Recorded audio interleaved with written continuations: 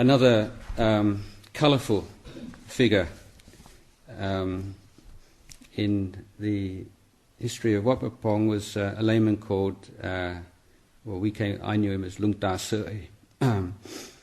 He became a monk in his later life, but had a very checkered career. He was a bit of a shady character, in some versions a bit of a gangster, but Ajahn Chah took him on and tried to train him. I did train him.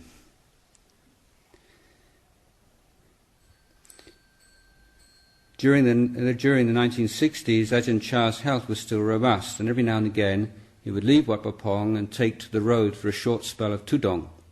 That's like wandering around in the countryside. Sometimes accompanied by monks, sometimes by lay people.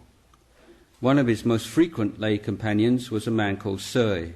Soi was a lay supporter with a notorious reputation for criminal activities, greed and sensual indulgence. On Tudong, Ajahn Chah could find skillful means to teach him the error of his ways. Soi suffered a lot on these trips, and yet he treasured the memory of them to the end of his life, which he reached as a monk at Wat Pah Pong. He took a group of us on Tudong out to Buntarik. There were half a dozen of us to start with, but 2 ran away on the first night. On the following nights, more and more ran away until in the end I was the only one left. I said I felt homesick, and so he replied that the trip might last a year. The more I wanted to go back, the further he said he'd take me. I just gave in and took what came. One night he made me sleep by a bamboo clump, even though it really stunk of excrement.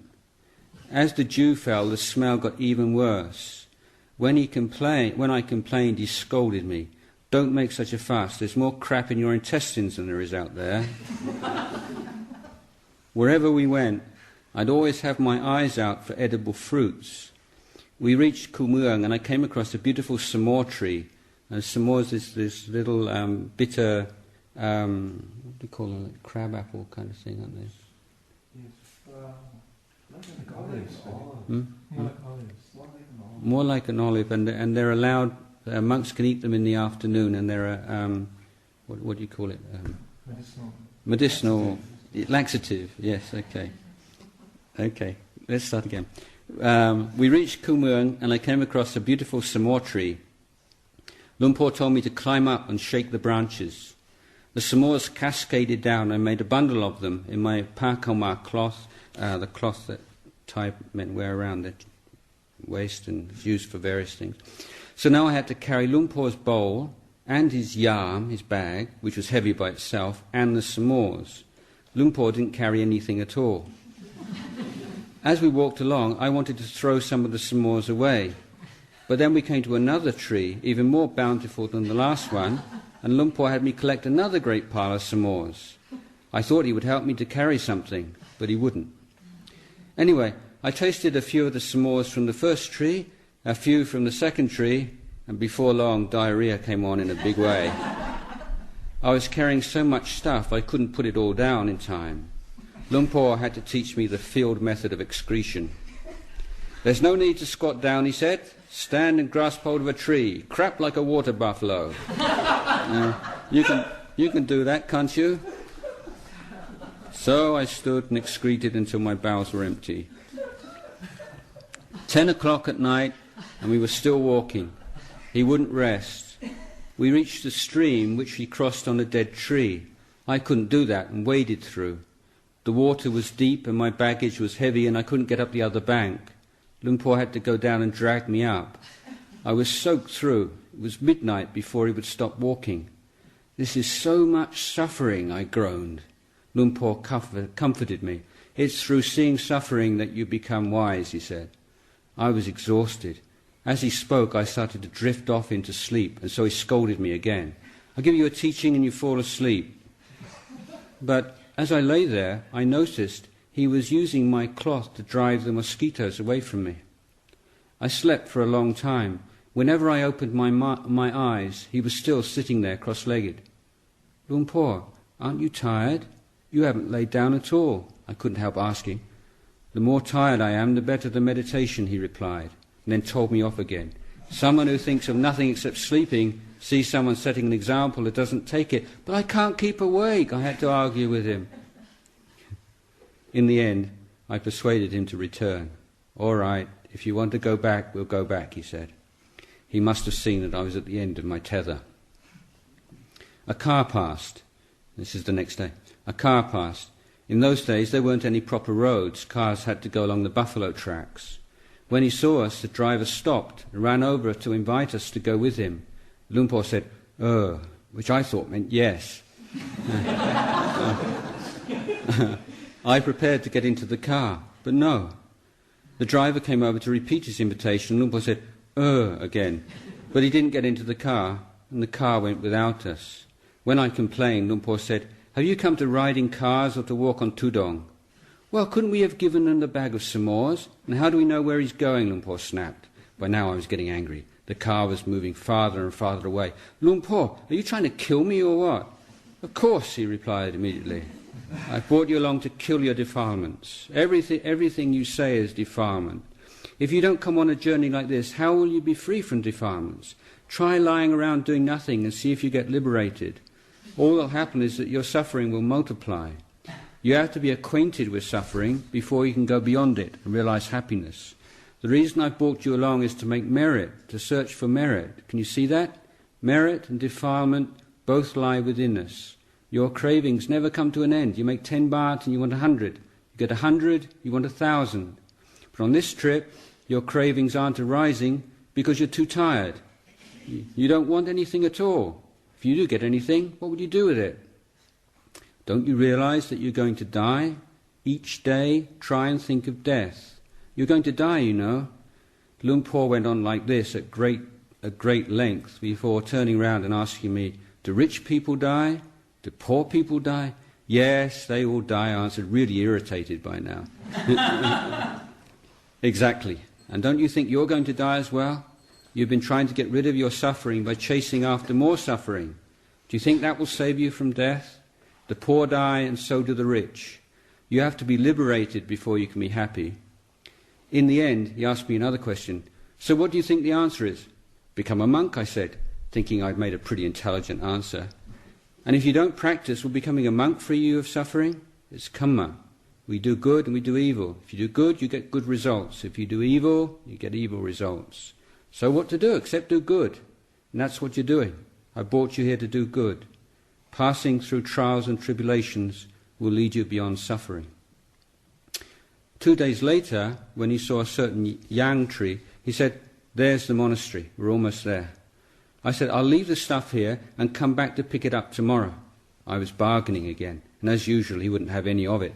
I had to take everything along. Every time I tried to get up, he'd have to pull me up by my arm with one hand and push me up on my bottom with the other, because I really couldn't get up at all. My load was so heavy. I was carrying things over both shoulders with his yarm hanging from my neck, water kettles in my hand. Luang Por carried nothing except his walking stick. He walked on slowly, teaching me as we went about what I'd no idea at all.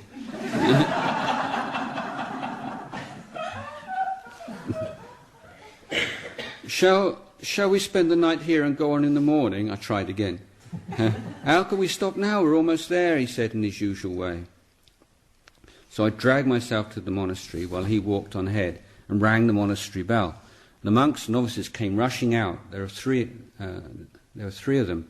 He greeted them in a gruff voice. Don't just laze around like that. Go and help Sir, quickly, he's almost dead.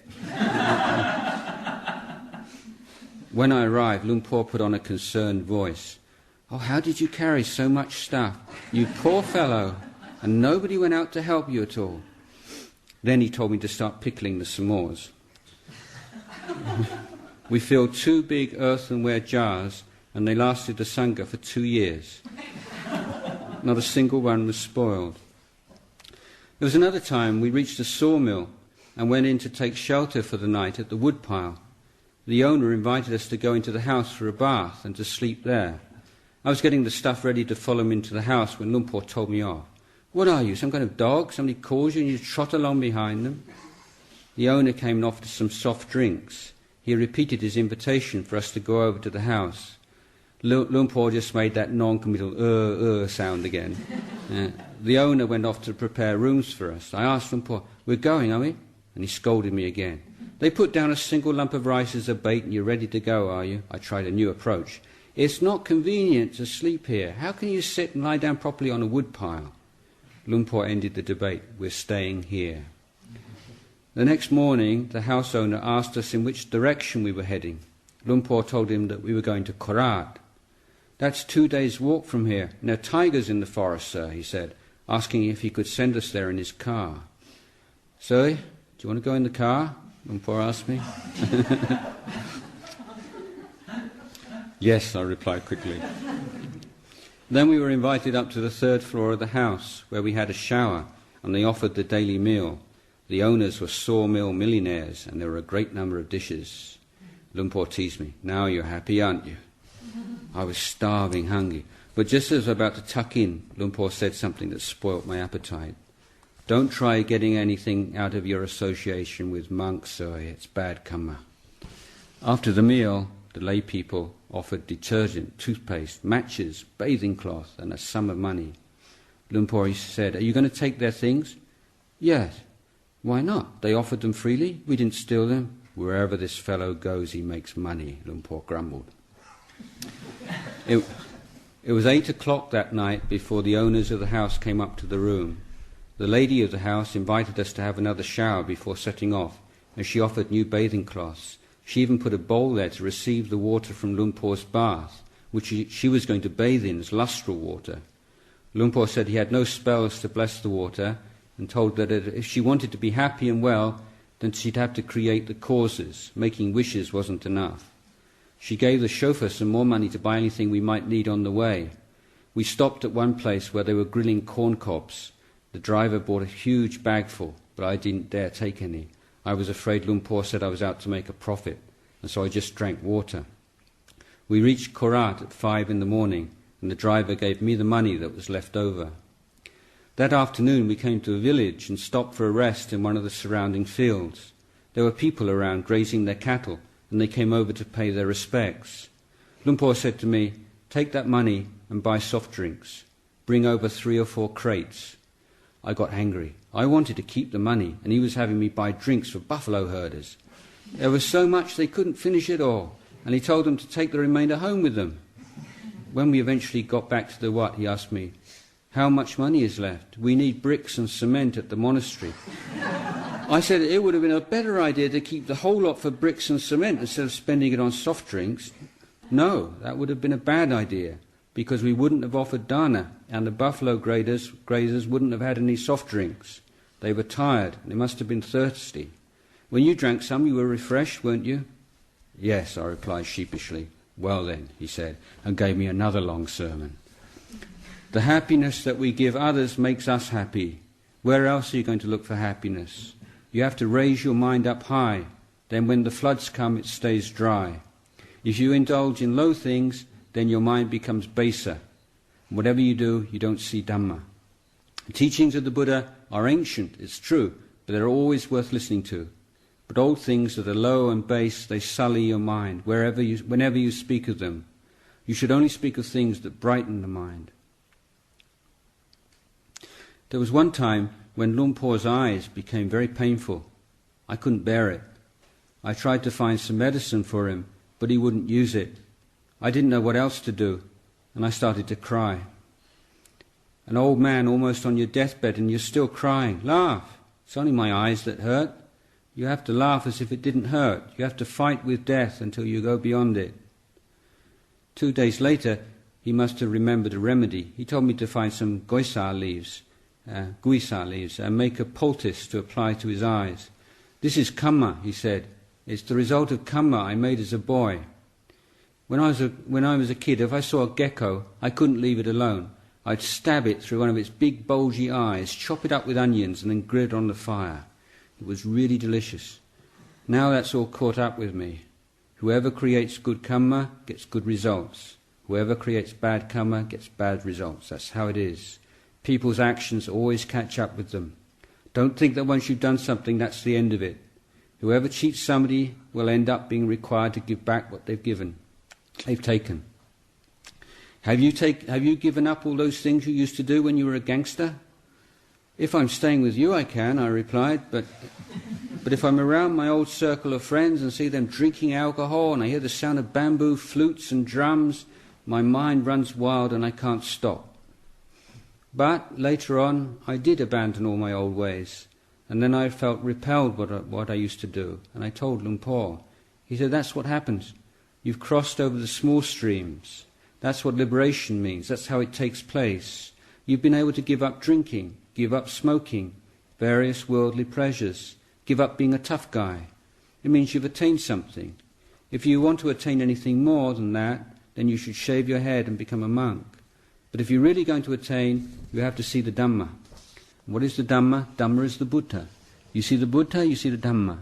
Things become brighter and brighter. It's not that you always have to live in the dark. If you come out into a bright place, it's bright. Paul Sui took Ajahn Chah's advice and lived as a monk at Wat Pah Pong till his death. So that's the end of the section of Luang Por and lay people.